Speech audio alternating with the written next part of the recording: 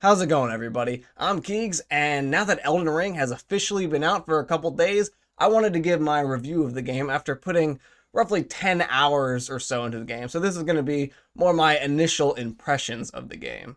This is not going to contain any spoilers, so no worries there, though I'm not even really sure I've gotten far enough in the game to have any spoiler information. And for reference, I consider myself kind of an average gamer. I'm not above average probably by any means. So anyone that thinks this game is too hard for them, then I can assure you perseverance is key in a Souls game. So far, there is so much to love about this game, and it really does feel like From Software took all the best elements from every game they've had so far and put them into one massive, awesome open world experience. From Demon Souls, they essentially have the exact same miners that are weak to magic in one of their delves.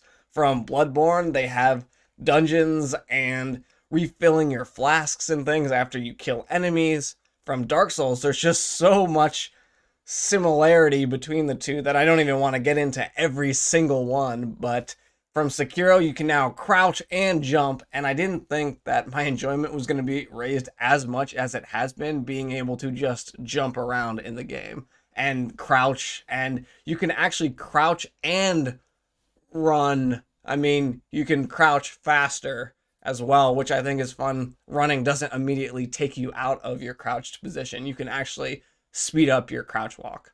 I'm sure there are a bunch of other similarities that I missed or I haven't come across yet, but if you see any other similarities out there, please let me know down in the comments. I'm curious to see what other elements they took from these games to combine into this one experience.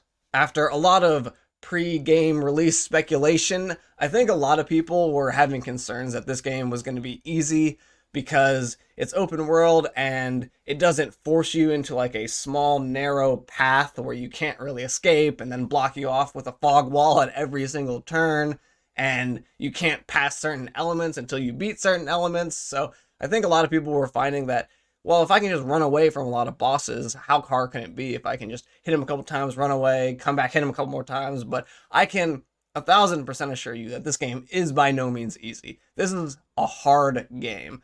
And I think as soon as you beat the tutorial and you get out to the actual open world, the first person you see there is a gold-plated knight on horseback. And that guy is insane. He's a monster. I still can't beat him, and it's been 10 hours into the gameplay, though.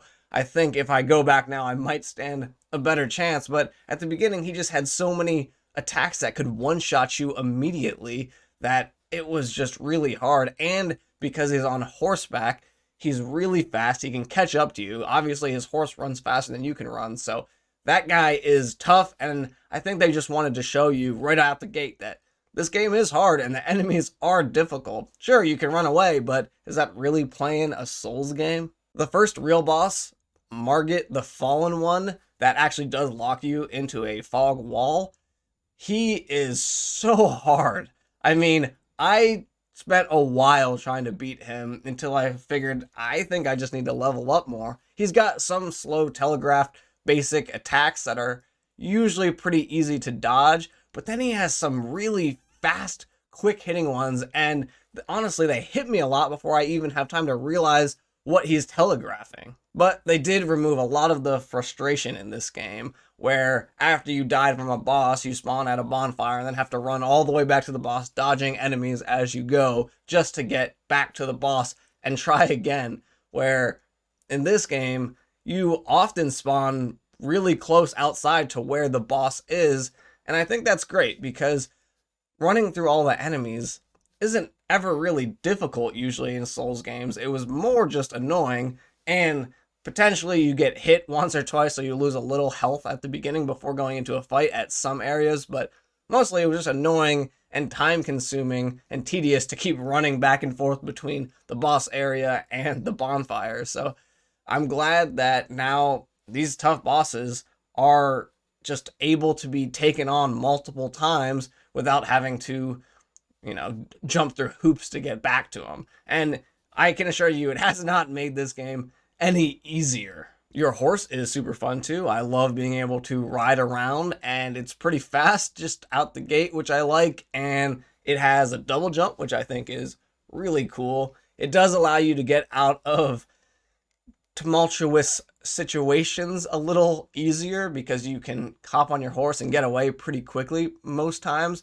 But that being said, there are some enemies that are A, really fast and can catch up to you, and B, a lot of them have attacks that can knock you off your horse if you're not careful or paying attention. If you're running away and they're behind you, I've been hit from the back a couple times about some sonic roar that these giants have and just knocks me straight off the horse. The giants catch up to you pretty easily because one stride for them is like 100 strides for me because I'm so small comparatively.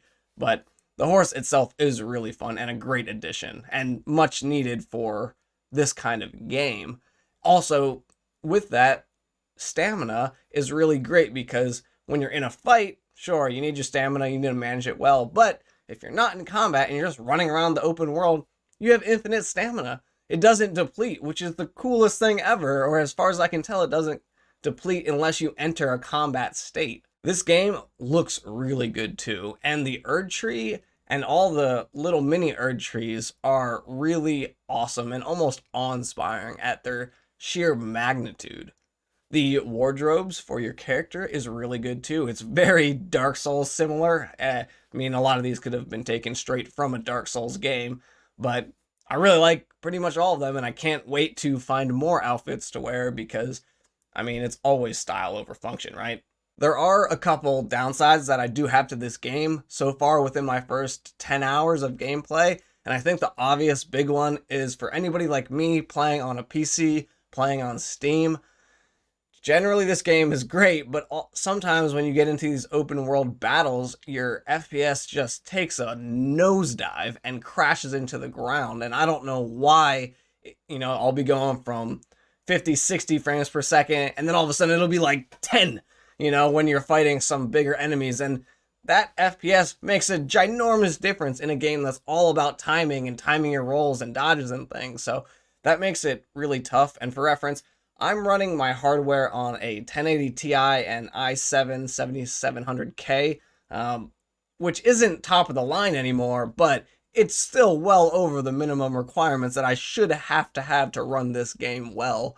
So I think it's a performance optimization issue that I do think will get patched eventually. And I hesitate to put this on the con side because I think the game itself, it doesn't detract from in a way that, like, the game is designed really well, but these performance issues I think will get patched in a future patch, hopefully a soon patch, and because of that, it's not really part of the game, and I expect that when I do my final review for this game, it's going to be a non-issue at all. Another thing that I noticed is that I was in one dungeon and I died to the boss.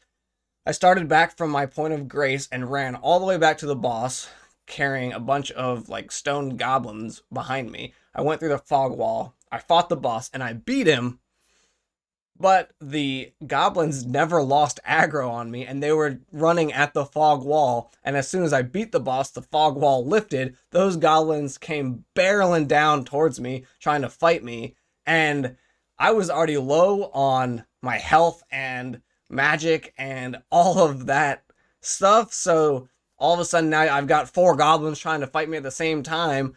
It made it really difficult, and those goblins are so hard. That's my least favorite enemy so far because they're like squirmish, they throw things at you, and it's just really annoying because you try to hit them and they back up and scurry away and throw things at you, and then I don't know, I just found them very difficult just to hit. And then I spent a bunch of time running away, and their aggro range is forever. And I assume that's intentional with Elden Ring, because it's an open world game, so they don't want you to be able to run away from enemies super easily. But I mean, when I go into a boss fight, I expect all those other enemies to lose aggro of me so I don't die immediately after I beat the boss.